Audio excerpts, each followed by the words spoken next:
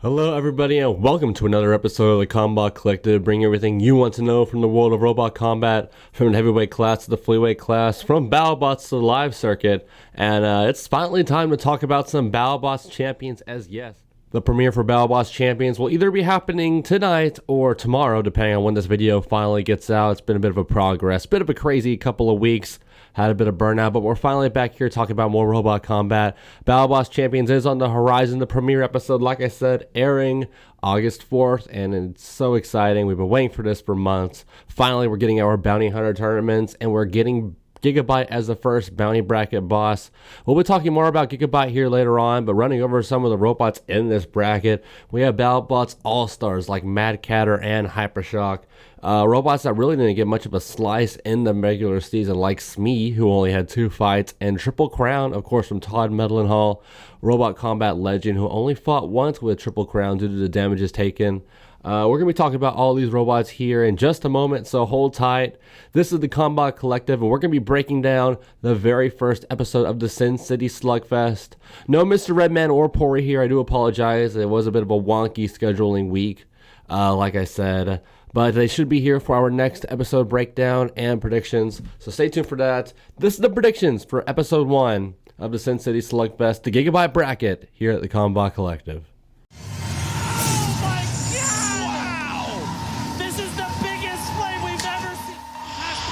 Enough energy to get in the flip on Carbine. We're going to go all the way.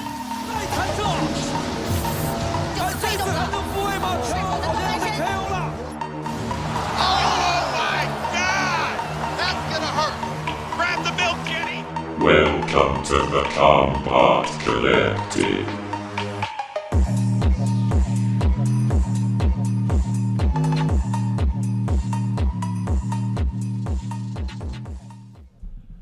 And as we jump into these predictions, let's talk about Triple Crown since we got started talking about it here. Of course, Todd Meadlinhall, a legend in robot combat. We've talked plenty before on the Combot Collective about his exploits with Panzer and Wrath, one of the most successful robots in the entire classic era, with victories in Battlebots, Robot Wars, and Robotica. But this is a new endeavor for Todd Meadlinhall here with Triple Crown. We've seen this robot hyped up since 2020, and very recently Todd Meadlinhall has posted a series of videos talking about the construction of Triple Crown. We've talked about those in the past as well, and some videos after the 2021 regular season when Triple Crown finally got to fight. He was talking about the Valkyrie matchup, another robot who happens to be in this bracket for Gigabyte here, and you know, it was YouTube exclusive loss. It was a little uneventful. It was a shame that this was the only Triple Crown match that we would see in the regular season, but it did get a lot of good press for the robot. And Todd Meadlinhall has been up front saying that he does believe that there's like a 3-year window before Triple Crown is competitive, because he's got to figure out what works, what doesn't. But he believes he can make a swerve drive robot work in this day and age. And who says he can't? Because, I mean, look at what Shifty did at Norwalk Havoc in May with Aaron Hill at the wheel. That robot almost made it to the Norwalk finals and put up a very impressive performance with some very destructive wins against some various robots during that bracket. But here for Triple Crown, it's a bit of a different situation. You know, it's a horizontal spinner instead of a vertical spinner, and a deadly horizontal spinner at that. Has the death helmet and everything. It seemed like it had some promise against Valkyrie, but Valkyrie was literally the worst robot it could have fought. You know, maybe a vertical spinner could have been worse, but yeah, it was rough, and a lot of people, myself included, thought Triple Crown was done for the entire year. We probably wouldn't see it again, but nope.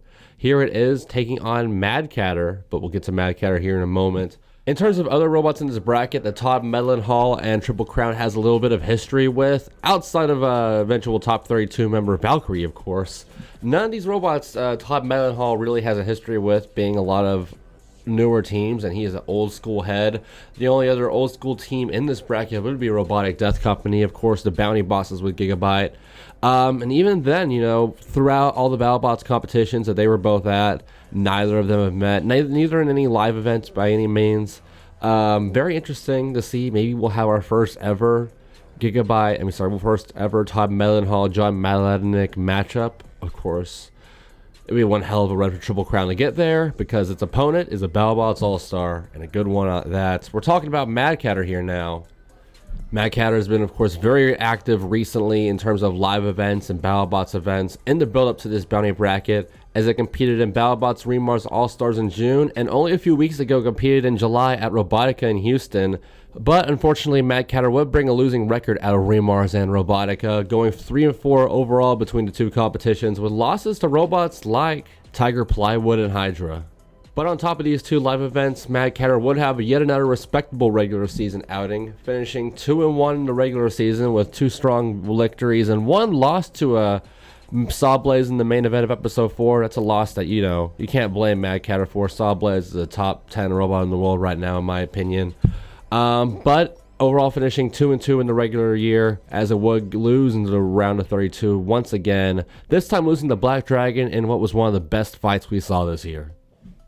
But yeah, this definitely does seem to be a wash. Mad Catter, it's been strong this year. It's been active, and it's going to stay active here. It's going to certainly stay strong. This is a good first round opponent for Mad Catter to beat up. I just hope we don't see Triple Crown take too much damage here. It would be very unfortunate, but, especially with the sturdy wedge that Mad Catter can possibly bring. I don't think they will. But it seems like Triple Crown is going to be pretty well countered here. I just hope we see a longer fight, and maybe we can see Triple Crown maybe land one solid hit at least. But going back to the history of Mad Catter and Bad Kitty here, Team Bad Kitty does have a bit of an indirect history with 2 of the robots, which could potentially be its semi-final challenger if it does make it to the final 4 of this bracket, which I expect it to, as Bad Kitty used to have loose connections with Western Allied Robotics, of course the group affiliated with Claw Viper, as Bad Kitty really was sort of born as an offshoot of Warhawk, coming from Cataclysm in Robo Games and at King of Bots, of course, and then sort of becoming its own robot for the 2019 Battlebots season, but still working alongside Western Allied Robotics. So we could see a big-time West Coast matchup here. In fact, it would be a big-time West Coast matchup anyway, because as for Fast Electric Robotics and Defender, both these teams would appear with each other during Battlebots' special on G4. And along with them both being West Coast based, like I mentioned, it's very common to see both the drivers of these robots, Calvin Eba and Jason Vasquez, competing alongside each other at these California live events like Smashbots. And on top of this, that proposed Mad Catter Defender matchup could very well be just part 1, as both these robots are currently signed up for a 2023 Robo Games, but you know how that goes. Super subject to change. I hope we see both those robots stay in the competition so we can see them compete in Alameda later on in the year. But the biggest potential matchup here is, of course, once again with Robotic Death Company and Gigabyte, as both Team Mad Catter and Robotic Death Company have loads of history with King of Bots in China, namely in King of Bots Season 2 back in 2019, as that was the year that both Bad Kitty and Gigabyte were mainstay members of Emma DeMont's team, arguably the most stacked team in the entire competition, with both those robots leading the charge and making it all the way to that final attrition battle in the end of the season. But despite that history, both these robots, Gigabyte and Mad Catter, have never met inside the battle box. I would love to see this matchup here put Mad Catter's big plow to the test. But now let's talk about that other matchup on the left side of the bracket, setting up a potential challenger for Mad Catter, or maybe Triple Crown, we'll just have to see. As we start off talking about Claw Viper here, who we keep talking about even after a mediocre year. It's been an interesting year for Claw Viper. They showcased the same potential and power as it did at Battlebots 2020, and even finished with the same record at 1-2 with 1 KO win, with that one victory being an impressive U2 win against the Quebecer, pardon my French. After the 2021 Battlebots season, Claw Viper would make yet another appearance at Robot Ruckus 2021 in Orlando. This event wouldn't really go the way Claw Viper would have won it. We've talked about it plenty in the past. 1-0 at the event after a knockout victory over the original Slammo, but unfortunately damages to the arena stopped Claw Viper from competing in the rest of the event. Would have a practice matchup against the eventual champion Big Dill, but that was just warm-ups, throwing each other around for funsies. Claw Viper was also expected to be here at the Robotica 2022 event, which happened a couple weeks ago, but pulled out last moment. Claw Viper has shown some proper success against control bots like in that aforementioned Slammo matchup this year, and has another chance to show it off yet again with Fast Electric Robotics and Defender here in round 1. Much like Mad Catter, Western Allied Robotics very familiar with the West Coast scene in events like Smashbots, so there's probably a little bit of history here, some shared arena time in some of the smaller classes between Western Allied Robotics and Fast Electric Robotics here. Should be a battle of control, though. Interesting to see how that history plays off here. But once again, and there's even more direct history with Robot Death Company and Gigabyte here between it and Claw Viper, as you don't even have to go too far. Just go to episode 8 of the 2020 BattleBots season, where you have the 1-1 Gigabyte taking on the 1-1 Claw Viper, fighting for a spot to reach the top 32 here, as it was a solid performance for Claw Viper, doing what it could in that iteration. Of course, a lot of aggression, solid durability showed by Claw Viper here, but it ended up being a one-sided bear for Gigabyte, taking the victory here, as it really was a banner season for Gigabyte. Arguably the best season a Robotic Death Company full-body spinner has ever had at BattleBots. So you best believe Washington's top heavyweight would most certainly be looking for some revenge if it can make it past Defender and Mad Catter and whoever makes it out of the right side of the bracket. Now, as for Defender, it would make its debut in 2021 as number 2 robot for Fast Electric Robotics, behind Whiplash, of course, and did promising for year 1 as it went 2-1 in the regular season, which just eked it out enough to get into the top 34 of the playoffs, fighting in those wildcard matchups to see who makes it into the main 32. And unfortunately, it would take a fast L, losing the Hydra by KO as it got thrown onto the upper deck, knocking it out of the bracket and putting it at 2-2 overall as it sits right now career. Now, aside of the loose relations between Fast Electric Robotics and Western Allied Robotics and Bad Kitty all competing on the West Coast, there aren't many other competitive relations inside the bracket for Jason Vasquez and Defender, besides for maybe Valkyrie, another robot that we've seen a lot of connection to so far here, who of course had Whiplash be its kryptonite during the 2020 season, losing to it twice, back-to-back in fact, once in the final round of the regular season and once in the first round of the playoffs. Bad luck, but Defender is a completely different and mildly unproven animal. I think Valkyrie could probably take Defender even with the various setups that Jason Vasquez has introduced during this year. But we'll get to that in a minute. Let's talk about Defender and Claw Viper here. Battle of Control Bots, and I think I got to give the eke out to Defender here with Jason Vasquez. I don't know if we've seen Defender actually lift the robot up, but I don't think it's going to need that in this Battle of Control Bots here.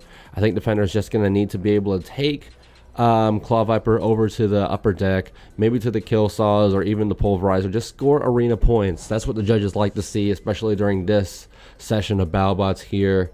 It's going to be close. I definitely think it's going to be a judge's decision, but we know Defender can self-right. We know it can get itself back over, and that's about all Claw Viper can do.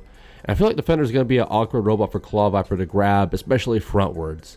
So lean towards Defender here, but I mean, this whole half of the bracket looks pretty set for a certain spinner, but we'll get to that. Let's talk about the right half of the bracket here now. We start talking about the right half of the bracket with HyperShock, who comes into this bracket arguably hotter than any other robot here, including Gigabyte.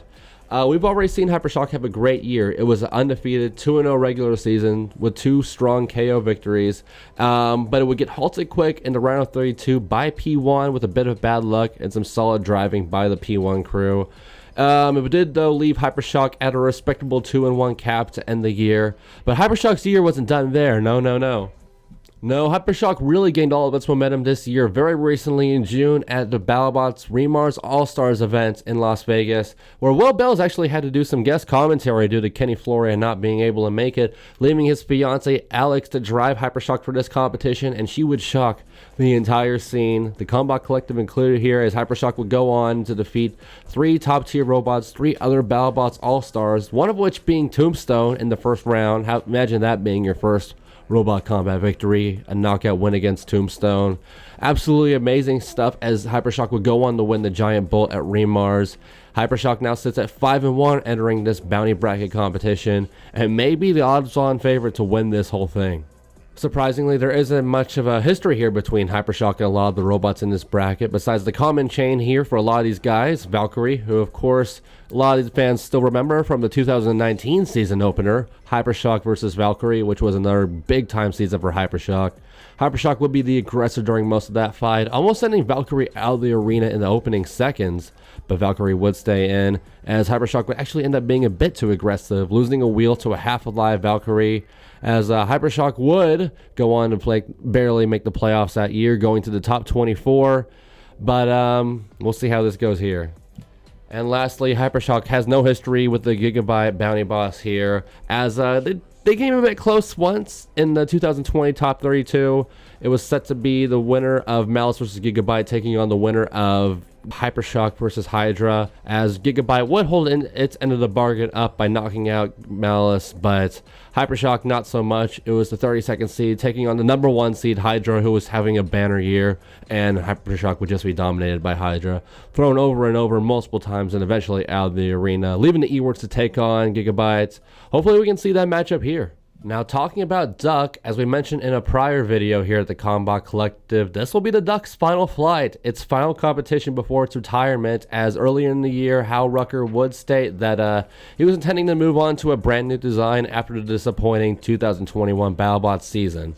Now, whether that remains the same for Whoops competing in Robo Games, we don't know yet. I would like to see Whoops in Robo Games, but that's a story for another video. Yes, the reason why this Duck is being cooked is just because of that 0-3 abysmal year that it suffered after so much hype, literally 2 years of hype for this brand new design with the special quacking system. Duck remained a fan favorite throughout the whole season, but between 2 judges' decision losses and a rare knockout loss to Riptide, Duck just could not keep up this year, and it really was hard to watch all those match up against some pretty powerful vertical spinners. Now, there's not much background here with Duck and a lot of these robots, but both Valkyrie and Gigabyte do stand out. Duck has met both of these robots at the same time during that infamous 6-robot last chance rumble, and a lot of fans might remember the infamous moment where Duck actually took Valkyrie from behind and shoved it into the immobile Gigabyte, who was still spinning at full speed, essentially using Gigabyte as an arena hazard, taking Gigabyte and Valkyrie out that way. And of course, there was an exhibition match between Gigabyte and Duck that year. Duck would manage to outlast Gigabyte, breaking the fist with his face by KO. Maybe Duck can do that this year. Maybe prolong that bird just a little bit longer and try to get itself into that Champions tournament. Now, this matchup here, this is the most stacked round 1 matchup, almost main event level if you had this matchup back in like 2019-2020 season. HyperShock, though, it's just such a red-hot year for them, and Duck, much the opposite. We're looking at a robot that went undefeated during the regular season, taking on a robot that went winless. You know, maybe if this was 2019, I would be saying Duck. Duck had an impressive 2019, so did HyperShock, but HyperShock was coming fresh off a bad 2018.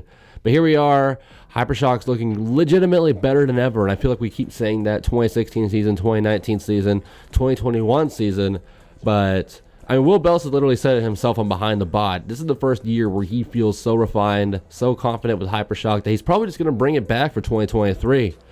Duck, they're literally finishing it after this event because of how rough it's been. This seems like an open-shut matchup, even if it is a stacked battle. HyperShock all the way here, though. Maybe it goes to the judge's decision. I certainly don't want to see the Duck knocked out in what might be its final fight. Now let's jump into that final matchup, a battle between two drivers that we normally see at Norwalk Havoc, fighting in the battle box here, as we start off with SMEEEEE, another robot that we're likely seeing having a retirement event here. It's been an interesting year for SMEEEEE, the only robot which fought twice during the regular season, and had arguably the worst fight during the whole year with that uncontroversial, very infamous victory over Deep Six, where Deep Six got slotted into the kill saws. Very unfortunate. SMEEEEE then would have a very entertaining fight against, very fittingly enough, Gigabyte, our bounty boss itself, who would actually struggle against the flexible panel that SMEEEEE brought to this matchup. Gigabyte would bounce off it before eventually saying screw this and getting to the meaty sides of the big wide boy SMEEEEE, doing some serious damage and knocking it out. But SMEEEEE showed some serious promise here with his flexible plow setup. And, you know, talking about bounty bosses, the bounty tournament in 2020, specifically the matchup between SMEEEEE and Mammoth, you know, I think we saw SMEEEEE really shine that matchup because he got flipped over by Mammoth. You know, I think the wedge setup drags SMEEEEE, makes it too awkward, too slow. But we saw SMEEEEE really pick up the speed during that matchup against Mammoth, and we saw it look pretty competent in that matchup against Gigabyte. But unfortunately, it just wasn't enough, as SMEEEEE would finish the year batting 500, 1 win, 1 loss, both of which being KOs. And just like Duck, like I said, this looks to be SMEEEEE's final fight for the foreseeable future, so we hope we can see it end itself with a bang. And, you know, talking about that, I would really like to see a Duck versus SMEEEEE matchup, maybe a bit of a retirement match there. That would be fun to see. But unfortunately, I do think SMEEEEE and Duck are going to have trouble against these opponents. As now, let's talk a little bit about Valkyrie. as Valkyrie, despite finishing the same spot where it did in 2020, did feel like it hit a bit of a decline in 2021. Valkyrie was one of the victims of the season's big early upsets when it lost to P1 via judge's decision all the way back during episode 2, which left Undercutter reeling early, but after a pair of easy victories against the competitors Triple Crown, who we mentioned earlier, and pardon my French, this would leave Valkyrie sitting at 2-1 going into the top 32, but with some serious criticism about an easy schedule, and that would show off as Valkyrie would end up with a pretty low seed entering the main bracket. And that's exactly what would happen, as Valkyrie would take on the 3-0 All-Star rookie Blip, and who would just take out Valkyrie easily in that very first round, leaving it with, like so many other robots here, at a 500 record, finishing the 2021 season at 2-2 overall.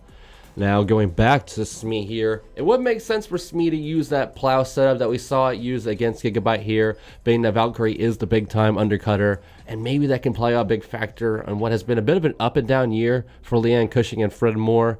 But, of course, you can't ignore the history here between Frederick Moore and Joe Fabiani. Both these guys are really the OGs of Norwalk Havoc and that East Coast scene. We've seen both these guys on Motorama before. Of course, like I mentioned, Norwalk Havoc, we've seen a ton of SMEEEEE, Inside Job, and same with Fred Moore, the driver of Valkyrie. Of course, we just saw Marathon qualify for the 2020 finals in the 30-pound class earlier in the year for NHRL, so this is by far from the first time that these two guys have likely entered the arena. I might be wrong by that, but both these drivers super familiar with one another. It'll be super fascinating to see what goes down, and maybe we'll see a bit of that back and forth chess game about what attachment both these robots use. We know Valkyrie has a lot of blades, a lot of various setups, and so does SMEEEEE.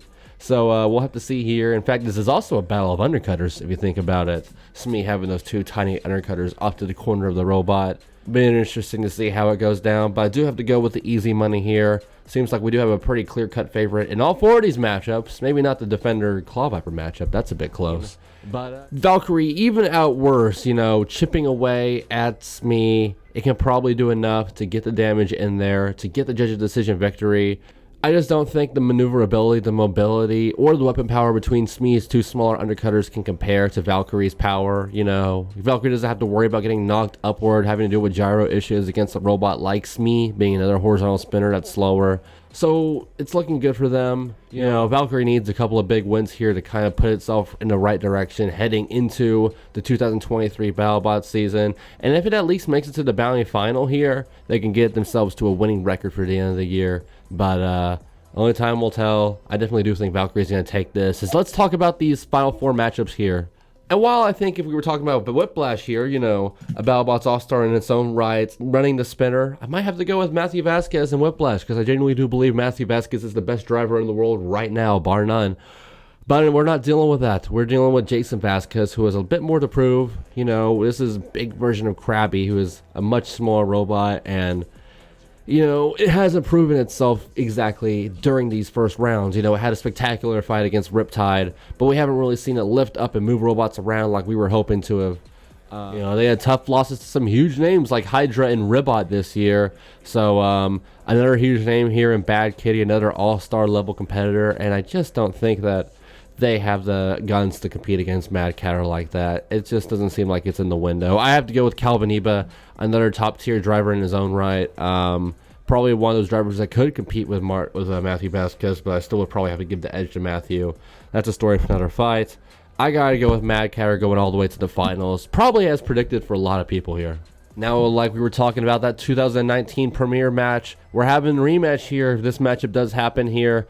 Talking about HyperShock versus Valkyrie. Two robots which have some huge spinner power that are coming off break-off seasons very recently. Of course, with Valkyrie doing big-time stuff in 2020. HyperShock doing big-time stuff in 2021, 2022. But it's all about momentum. Battlebots is a big sport for momentum here, and of course factoring in the fact that Remars didn't happen yet, you still kind of got to lean towards HyperShock here. Both these robots went out in the round of 32, but HyperShock a bit more of an unlucky break, taking on the Lifter P1, another robot that happened to beat Valkyrie. We've seen the wedge on HyperShock. It's a sturdy wedge, it's solid, and the but's reliable this year. It's not one of these can crushers like we've seen Valkyrie take on a lot this year with the aforementioned, pardon my French, with the aforementioned Triple Crown, of course, another robot in this bracket. So it might be a little close, and I'm definitely not as confident on this one as I am the other one. All it takes is a couple solid hits of those wheels, and HyperShock is down 2 wheels. Or maybe even 3, or maybe even 4, depending on how good Fred Moore can drive during this matchup. But I'm going to go easy money here, and I'm going to lean towards HyperShock and Mad Catter being our Bounty Hunters final. Battle of vertical spinners and a battle of 2 robots we saw compete in June during Remar's All-Stars. That being said, during Remar's All-Stars, one of these robots went out in round 1, one of these robots went out during the finale, but I think we're going to switch it up a little bit here. You know, Mad Catter had a tough break against Hydra in round 1. While we don't know what exactly happened in that fight yet, we don't even know if it was a knockout or a judge's decision. We do know that that was Hydra's victory, and HyperShock would eventually end up avenging Hydra, I believe, in the tournament finals. But we'll get to all that in a future video. One robot HyperShock did not take on that bracket, of course, was Mad Catter due to those issues, and I actually think I got to give the edge to Mad Catter here. And it's all going to come down to the wedge, really. You know, HyperShock has that fixed wedge. It hasn't exactly been the best. Well, I mean, it has been the best. In fact, that's one of the main reasons why I gave the edge to HyperShock over Valkyrie. That's a horizontal spinner. That's a completely different ball game. And if HyperShock does manage to get to the finale against Gigabyte, it's going to be a big asset, and it might even get it the victory. But against Mad Catter, different story. Mad Catter has a lifting wedge. It pretty much, I'm not going to say it acts as like a fork or a wedge lid that's on a hinge, because it isn't. It's on a lifting arm. So it's a different ball game, but I think that wedge setup is going to be able to give Mad Catter the advantage in the ground game. And when you're using the lifters in combination with that solid vertical spinner we've seen on Mad Catter, it's a bit underrated, that vertical spinner, but we've seen what it's done to robots like Yeti so far this year. You can't underrate it. You can't look over it. So between Calvin Eva and Will Bales here, Will Bales and Alex Bales, we didn't know the potential of Alex yet. So we're sitting on Will Bales for this one, and I gotta give the edge to Martin Mason, Calvin Eba, and Mad Catter to go on and take on its partner from King of Bots, Gigabyte, in the main event of this bracket for a chance to qualify for the main champions bracket. And let's talk about that. Of course, our star of the show, Gigabyte. I've gushed and clamored for Gigabyte all year just because of that 2020 season that I had. You know, going 8-2 over what with 7 knockouts, tying the Battlebots record. It was a performance that really doesn't get talked about enough, and that's why I try to gush over it as much as I can, because it was so amazing to watch that bot perform. Give Hydra a run for its money, get the revenge victory over Copperhead, who beheaded it in its very first fight in the Bounty Tournament. It was a really solid year for John Mladnick, Brett Riker, and Robotic Death Company, and this year was just as solid, to be quite honest. Combot, of course, made it all the way to the final 8. Gigabyte went out in the top 32, but had what might be the best fight of the entire year against the eventual champion Tantrum. I mean, that top rope move from Gigabyte, jumping off of the upper deck and ramming into Tantrum, weapon to weapon, maybe my favorite moment of the entire season, and that's a season with Combot versus Ghost Raptor. So big praise, and once again, that's another RDC matchup right there. Just shows how solid that those robots have been this year. But let's talk about it versus Mad Catter, and that's exactly where I'm going with this. I think the run for Gigabyte is going to continue here. This is going to be a fresh Gigabyte taking on a Mad Catter, which has been likely through 3 fights over a 2-day window at that point, taking on what would have to be some pretty solid names here. You know, Spinner and Triple Crown, maybe not the toughest robots, but then you're taking on a top-tier control robot, whether it be from Western Allied Robotics or Fast Electric Robotics. And then you're definitely either taking on Valkyrie or HyperShock from the right side of the bracket. And that's not an easy out, no matter how you slice it. And leaning towards HyperShock as probably the stronger opponent for Mad Catter to take on there. It's going to be a bit battered. It's going to be a bit beat. And even with that beta-style plow setup on Gigabyte, I think I got to go with the full-body spinner here. John Mladnick has driven the robot great this year. Maybe not as great as last year, but it's hard to replicate success to that level. We're going to have to see what plays out. But I got to go with Gigabyte here. And I would love to see Gigabyte in that champions bracket, taking on, you know, rematch against Tantrum, rematch against Tombstone. Both those just sound delightful. I mean, Tantrum, very recent rematch, but still, they had such a barn burner in the top 32 that I just want to see it again. And then talking about you know, the Tombstone matchup, they really did hype up Gigabyte out the gate back in 2018 when they made its first fight as, you know, Byte, not Invader, a main event. Only for it to immediately get beheaded by Tombstone, who was just insane that year. Gigabyte was still figuring it out. Robotic Death Company was only like 2 or 3 years into their return campaign, and they would start figuring it out later on in the year, and especially at This Is Fighting Robots that year. But the Gigabyte that would be facing Tombstone now, absolutely insane. But I would love to see a lot of these robots, you know, Triple Crown, HyperShock, Duck, Gigabyte. I would love to see a ton of these machines enter that Champions bracket. We're just going to have to see how it plays out. But I think we're going to have this 8 robot bracket. Also, we can just see Gigabytes enter that big top 8 bracket for the chance to fight for the Golden Bolt. But that's just my prediction. I would really love to see you guys' comments, your guys' opinions on who you guys think is going to be our first Sin City Slugfest qualifier here. I know I'm stoked. But that's going to wrap it up here for the Combot Collective. Solidifying our pick, setting it down right now, Gigabyte to win this whole bracket. That's what we're leaning on here. Victory over Mad Catter in the finals. But we're going to wrap it up here now. I am Sterling Brown from the Combot Collective. You can find me on Instagram at SterlingTXCG, and you can find me in future projects this year and next year. As for the Combot Collective, you can find us on our social media pages. Please follow us on Instagram and Facebook and join our Discord channel. And as for the YouTube channel, which you're right here at, please give us a like, a comment, and a subscription, especially a comment about who you think is going to win this whole thing. Your opinions on what this whole event's going to go down to be, maybe who you think is going to win the Golden Bolt. We know we've seen some teasers about some of these other brackets that we're going to be talking about in later videos, and we're super excited to talk about them. But for now, we're just talking about episode 1, and that's going to wrap it up here for us. We're going to be doing a reaction video talking about who came out of this bracket the winner, how we think they're going to do going into the Golden Bolt bracket, all of that and more. You can also expect more predictions from us. It's Battlebots talking season again. We're so excited to be going over yet another Battlebots season here, even if it is a bit of a spin-off, almost like a Robot Wars Extreme kind of thing. It's still totally awesome. We heard that this is some of the best fights that we have ever seen in Battlebots history. And who can we blame? Because we know Battlebots Bounty Hunters last year was just as good. That's going to do it for us, though. This has been the Combot Collective, and we will see you next time.